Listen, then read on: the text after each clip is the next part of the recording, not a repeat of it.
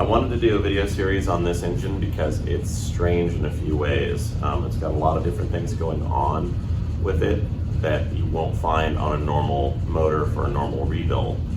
So there's a lot we can learn from sort of going over this. And I'm actually really glad that I have the opportunity to make a video about it because you don't run into an engine with this many abnormalities that's worth building, if that makes sense.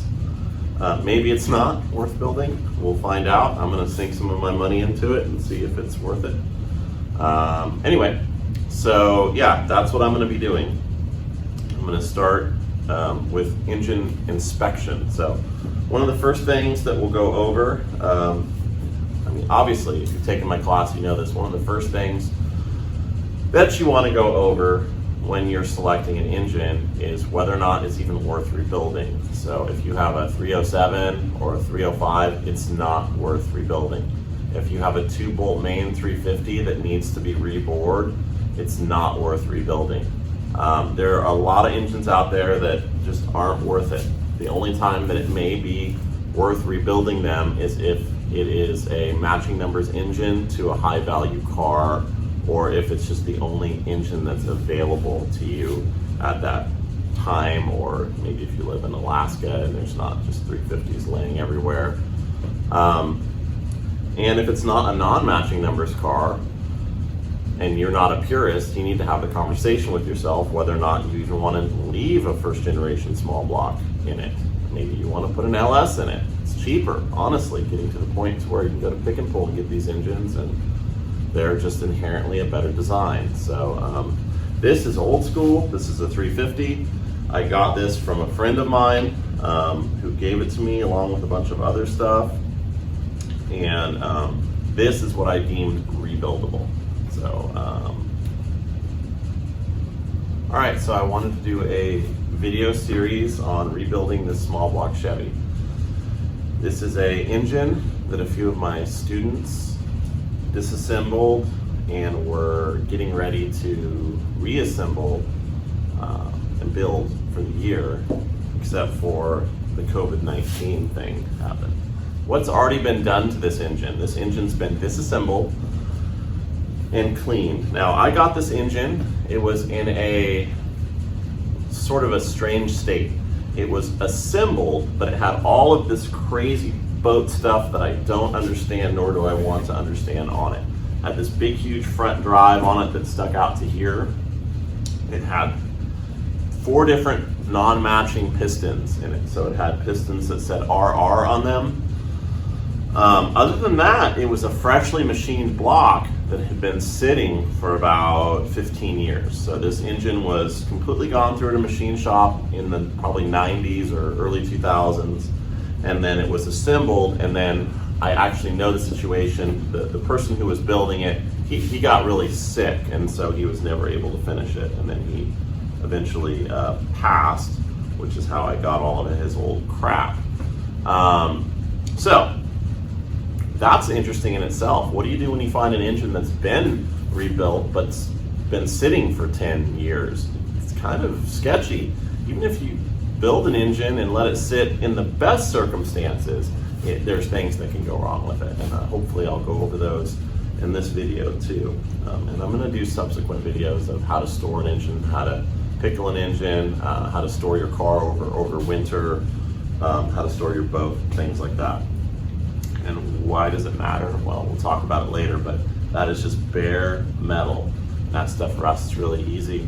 Doesn't take much to make it rust. So I believe it was set up to be a reverse rotation engine, as well as I believe it was a boat engine before it was rebuilt, because it has damage that I feel like only salt water would do to it.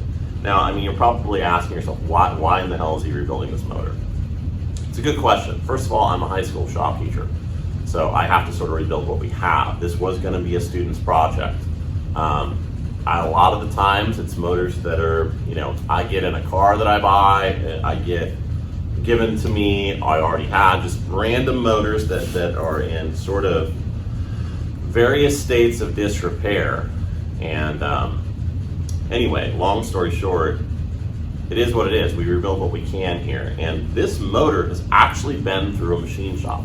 Most of the time when we build motors, we just do your standard disassemble. We do the whole brush hone cylinders clean, with new bearings, new rings, and put it back together. Now that's a great way to rebuild an engine that doesn't have much damage, that doesn't have an upper ring ridge. But if once I get the camera down off there and I show you, this engine's actually been machined and gone through the entire machine shop. So at one point, if this hadn't sat for decades, this would have been a really, really great engine. The other reason why it's still worth building is it is a 4-bolt main engine, and it is a high nickel block era. So it is a 1979 build engine. It's actually really late for an 010 block, which is the chassis number, and I'll go over that in a later video. So what else is funny about this motor? It has repairs. Okay, so here's a better view of the block. It is a 010, the last 3 numbers of the casting. That's commonly referred to in the Chevy world as an 010 block. Some guys call them high nickel. Some people say that's what this 010, 020 means. It's between 10 and 20% nickel content in the block. I don't necessarily know if that's 100% true. I'm sure there's some validity to that statement. This is our first strange, notice it says RR. This motor was all assembled when I received it, and it had all sorts of strange boat stuff going on. It also has extremely heavy pitting up here in this surface. Okay, this is where the intake will seal to it. Kind of bizarre. I even wonder if it's pitting. It's really strange because see how there's none there. There's a ton there. All right, so looking at the rest of this motor has been machined. You can see the cylinder bores. There's a little bit of pitting around the very upper part, which is, I think, indicative of a boat motor. You can also see right here, this is after we honed them. We honed this because it had been sitting for so long and it got kind of rusty. But this is sort of the general look of what, it's hard to get it to focus right with the camera, the general look of what the cylinders look like. So if you guys have ever rebuilt a budget engine, you know this is good. The rings will seat to this and it will probably run like a new engine, hopefully, unless I'm missing something. There are no deep pits in the cylinders where it counts. All right, there are some way up here above where the rings would be. The rings don't go up past that line. So it doesn't really matter if the very top looks a little bit ugly. And this is a boat guy thing, I believe. At least a saltwater boat guy thing. All right, so this engine had its cam bearings in it. Let me try and find that. You see those little micro scratches? I'm gonna call them micro scratches. Those are from me removing the cam, or my students removing the cam. It had a front cover, it had all sorts of stuff. It has nice brass freeze plugs. Mainly it's just been sitting for a long, long time. You can tell it's been tanked back in the day.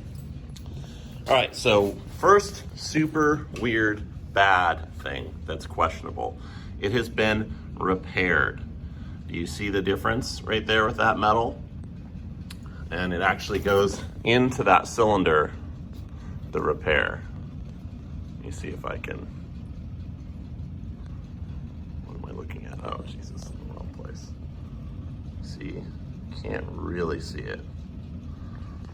But right here on the deck, this is a weld. That's why it's so porous.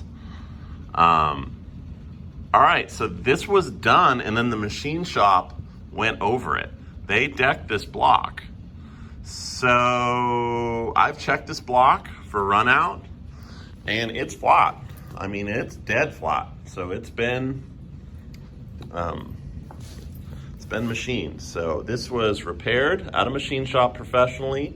It's just not that high quality of a repair. It has 2 of them. I believe he was probably having head gasket issues. And this is back in the 90s, maybe these were a little bit harder to find, these 4-bolt main high nickel blocks. And he repaired it. The other thing that's worth mentioning is I have taken apart factory built engines that I know are factory built that have had repairs that look very similar to this. I had a 69 Corvette that I'll never forget. It had a repair in the water jacket right here. And it looked like a braze weld. So, you know, Chevy did that. Maybe. So anyway, this is the motor. This is what we're gonna build. I have some of the parts laid out here. The crank. This is not the crank and rotating assembly from this motor.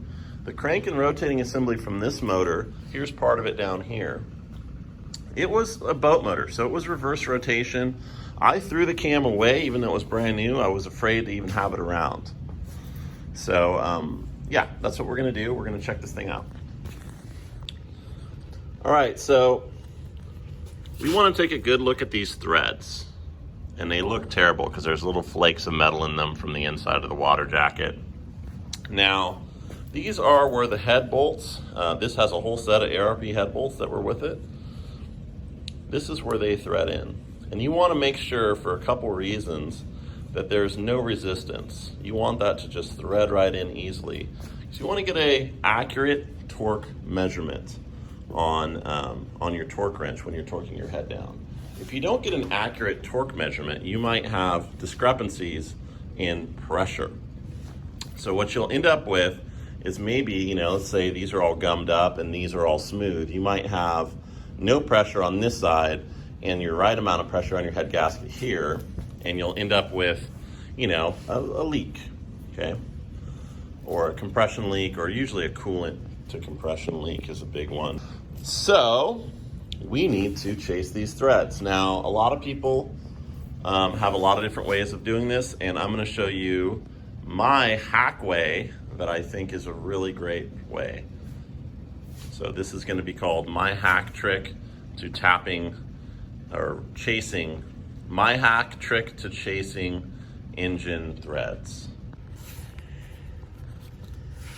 Okay, so this is my hacky trick way that always works to chase engine threads.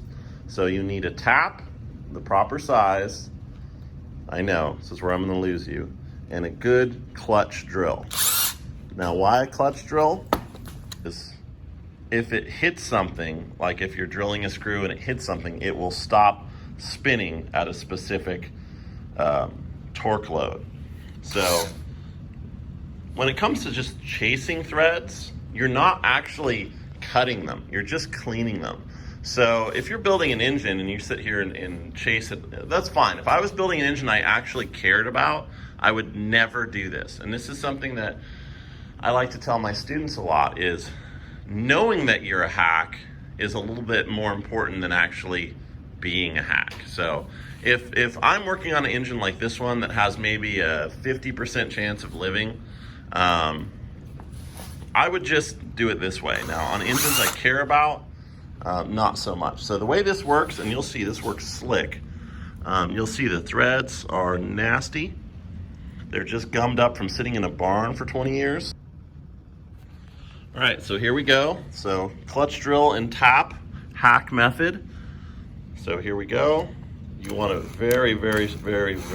be very careful. Now, normally this would just thread in by hand, so.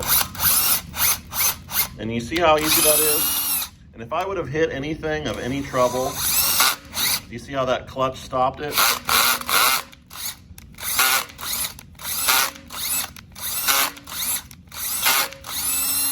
Couple, and now the threads are beautiful and clean. All right, here's a little bit more of the troubled one. That is not threads. Okay, so a lot of people probably really aren't going to like this, but let me just tell you, I've done this for years. I've built hundreds of engines this way. If the threads are messed up, they're messed up.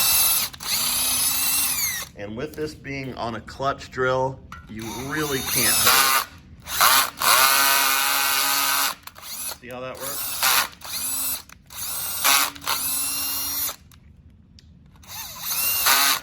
There's no torque behind this.